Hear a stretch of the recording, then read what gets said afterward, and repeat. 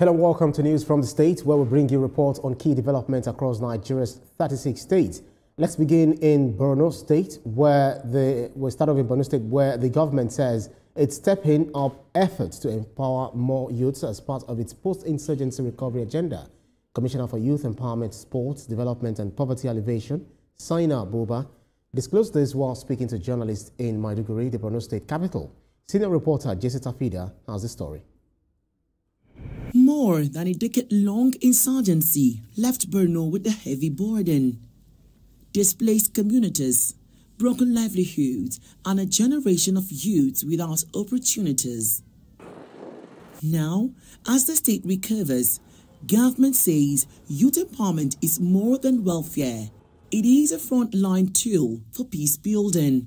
The launching of 1 billion naira support to the people of you and how only to commend all of you and may God bless you. Let me also use this opportunity to commend my Commissioner for Youth and Poverty, Honorable Senator.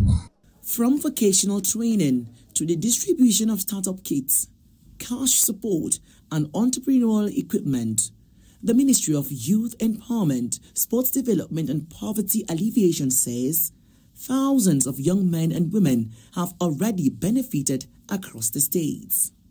Had it been this intervention have not done in the state, I'm sure we are going to have arrests. That is why always the governor is willing to ensure that we put food on the table. I know it's not sustainable, but we are doing our best to ensure that people have something doing. A responsible youth is more elderly than an irresponsible elder. That is why training these youth to come with a very good upbringing is one of the cardinal principles of His Excellency. For survivors, these interventions represent more than economic relief. They are pathways back to dignity and self-reliance. Bana Muhammad is one among many youths that has benefited from the government empowerment scheme. He now owns a shop at the Maiduguri Monday market. According to him, the scheme has now made him self-reliant. But the work is far from done. As officials say, the next phase will scale up interventions to reach even more communities, ensuring the Borno's recovery is not just physical, but also social and economical. Borno's empowerment program is shaping lives beyond handout. But as the state scales up, sustainability will be the true test, ensuring that young people are not just trained, but remain employed, productive and reliant in the long run. Jessica Fida, TVC News, Maiduguri. And TVC News senior reporter Jessica Fida is in Maiduguri and he joins me on News from the State. Jesse, after more than a decade of insurgency, Borno is now in a phase of rebuilding. How has the state's post-insurgency plan evolved from simply providing relief to actively building self-reliance and peace through skills and opportunity?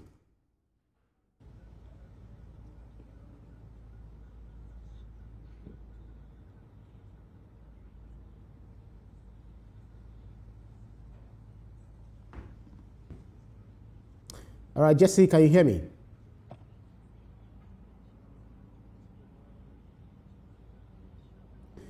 All right, Jesse, I was trying to find out, talking about after decades rather of insurgency, Borno is now in a phase of rebuilding. How has the state's post-insurgency plan evolved? Well, Ibrahim, what we're seeing today in Borno is a shift from humanitarian aid to development-driven recovery. Initially, the focus was on emergency, food, shelter, security. But now that the state is regaining its past glory and then most part of the state is peaceful and people are being returned back to their places of abode, we are seeing the shift what the state government is doing now, trying to, give people a sense of belonging. And that is empowerment. According to the Borno State Government, what it wants now to do is not just to continue to give them food and non-food items, because the state government says this is not sustainable. What they would want to do now is to see how they can uplift the standards of living of the returnees and, survivors of the over a decade-long insurgency. And that is why we could see that the state government is giving out funding, training to youth. For example, you could see in the package that Bana Mohammed is one person that has been displaced. He told TVC News during our interview with him that he has lost almost everything because when Boko Haram invaded their community, they burnt down everything. That was in 2015. But now we could see him, he's owning his own shop at the Maiduguri Monday Market. He's one of the beneficiaries of the state government intervention, and he's one among many youths that have been empowered. And the state government is saying that this intervention will be scaled up even as we go through to 2026. What it wants to do is not just to continue to give these handouts, but, you know, give them a place whereby they can earn, they can grow, you know, they can also contribute their own quota to the long-term peace agenda. Ibrahim. It's good to hear the stories of resilience, you know, by the Maiduguri people. But some analysts warn that without strong private sector support, many trained youths could relapse into poverty. So how is the government ensuring these interventions create lasting livelihoods, not temporary relief, especially with over 60% of Borno's youths still underemployed? Well, I think that's a valid point, it's a valid concern. The state government seems to be aware of it because it continues to, you know, to introduce this youth, to link them with markets. For example, now, those that are being trained in ICT and other technology, they are being given out to private sectors to see how the government is going to collaborate with these private sectors to ensure that this trained youth are being empowered, are being employed, because some of them, you know, are being given offices in job replacement. What the state government is trying to do now at this moment is to see how they can transform all these skills, you know, to work opportunities. And how can you also be an employer of labor as being trained by the state government? That is what is the government is focusing on. And according to the governor, I caught him now in one of our interviews, he said he would not continue to give fish to survivors of insurgency, but he's going to teach them how to catch a fish. And according to him, one factor that, you know, contributed largely to the Boko Haram insurgency is poverty. And now when you create job opportunities to these survivors, you enable them to go out for themselves, fend for themselves, and take care of themselves. Some of the youths that we interviewed earlier,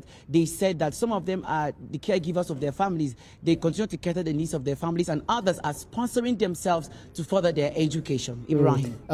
Jesse, before I let you go, there are still, you know, several young guys there in Borno State who make up the youth in the state.